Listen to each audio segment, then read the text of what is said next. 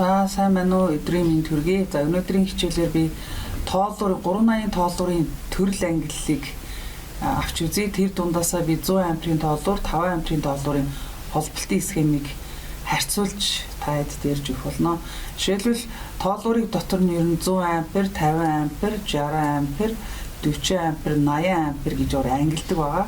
Өнөөдрийн хичээлээр би болохоор 100 амперын тооллуурыг шууд яаж холбодгийг, гүйдлийн трансформатороор дамжуулж 5 амперын тооллуурыг яаж холбодгийг гэдэг хоёр схемийн харьцааг та нарт ярьж өгье. За ингээд 100 амперын тооллуурыг шууд холболтын схем авч үзье.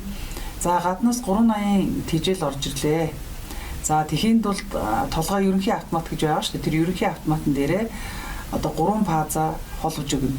За A, B, C, N гэсэн. За мэдээж 3 фаз тижээлтэй шугам явж байгаа юм чинь давхар 0-ийн шугам, ерөнхий шугам явна тийм ээ. За тэгэхээр А фазгаа эхлээд бид нар яах вэ гэхээр нэгээр ороод 2-оор гарна. За тэгээд 1-ээс 2 руу пермиш хийж өг. Тэгжээж яах вэ холболт амжилттай болно гэсэн үг шүү дээ тийм ээ. Тэгэхээр 1-ээр ороод 2-оор гараад 3-аар ороод 4-оор гараад 5-аар ороод 6-аар гарнаа гэ яриад байгаа нь болохоор та хэд нөгөө ойлгуулахын тулд бид нэр яасан байна уу цифрлэлсэн байгаа. За тэгээд энэ доор харагдаад байгаа энэ тоото цифртэй нэг юм юу агац хэсэг. За энэ хэсэг маань нөгөө тооллуурын тагийг авахаар ингээд болттой хэсгүүд харагддаг. Тэр оролдуудаар нь бид нар оруулаа гаргаад ингээд холбосон байдлаа ингээд цифрлээд та хэд ойлгомжтой болгохын тулд цифрлээд ингээд өнгөөр ялгаад өгсөн байгаа. Жишээлбэл энэ дээр би А фазыг бол цинкрээр холбоод өгсөн байна. Б фазыг бол ногооноор явсан байна. С фазыгаа ягаанаар явсан байгаа. За 0-ыг бол яг ногооноор явсан. За гэхдээ энэ яагаад өнгөөр ялгаад идэм бэ гэхээр нэгдүгээрт ингээд хүн харахад ойлгомжтой. Хоёрдугаарт бид нар нөгөө А, С, Б гэсэн фазыгаа андуурахгүй тул бас өнгөөр ялгаж өгдөг. За тийм учраас одоо энэ 1-ээс 2 руу ингээд пермиш хийж байгаа нь ингээд шууд зураас татаа олвсон харагдаж байгаа. За ингээд битүү дугуйцыг байж байгаа нь энэ болохоор утасны үзүүрүүд холбогдсон гэсэн утга илэрхийлж байгаа. За мөн адилхан энэ 2-ыг 4 рүү пермиш хийж өгчээж бид нар тэжээлтэй болгож байгаа. За дахиад 5-ыг 6 руу пермиш хийж уцаар холбож өгчээж бид нар яах нь 6 чинь тэр чигээр ингээд тэжээлтэй болоод 3 фазын тэжээлүүд ингээд шууд холболтондоо ингээд холбогдсон гэсэн. За ерөнхий 0 маань 7-оор ороод ингээд цаашаа 0-ын гэлээдээ холбогддог байж байгаа.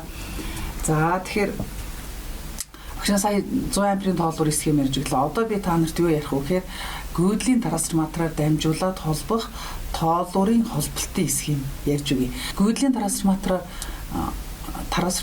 заавалч 5 амперын тооллуур холбогддог. Өөр одоо 100 муу 40 юу бол ерөөсөж холбогддог. Энэ 100-та 40-та 60-та 80-та тооллуурыг бол шууд холбоо явуулдаг. Сая би схемийн нэг жишээг нь бол тайлбарлаж өгсөн.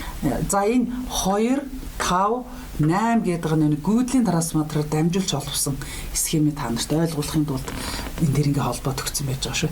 E1 E2 гэдэг байгаа нь болохоор гүйдлийн трансформаторын 2 дахь жороомгийн E1 E2 энэ үзүүрүүдийг тооллуурын оролтон дээр холбож өгч байгаа. 1 3 4 6 7 8 гэдэг маань юу гэсэн үг?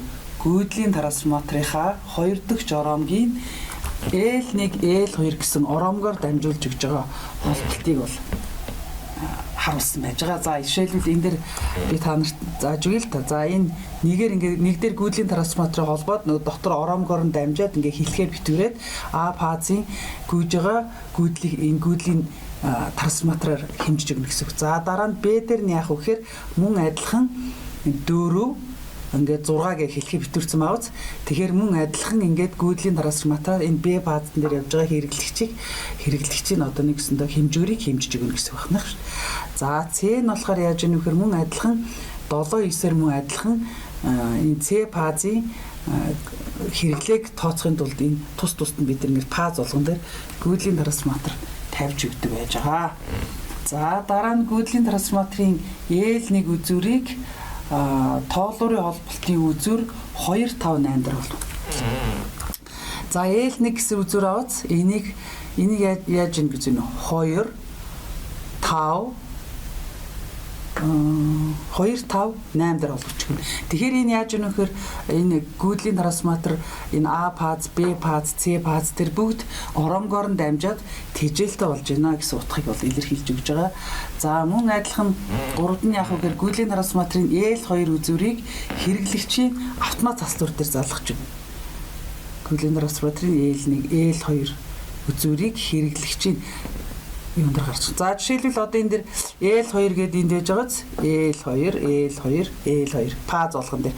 За энийг юун дээр холбогдсон гэхээр цаашаа нөгөө нэг хэрэглээгээ тооцоож байгаа ерөнхий автоматн дээрээ энэ холболтын үзүүрүүдийг бол холбож өгдөг гэж байгаа. Тэгжээж бид нар яг 3 фазын гүйдлийн трансформаторыг 5 амперын тоолууртай холбоод хэрэглэгч бүр дээрээ хэдэн ампер гүйдэл гүйж байгаа вэ гэдгийг бид нар яг хэмжиж гаргаж ирнэ гэсэн юм утгатай байж байгаа.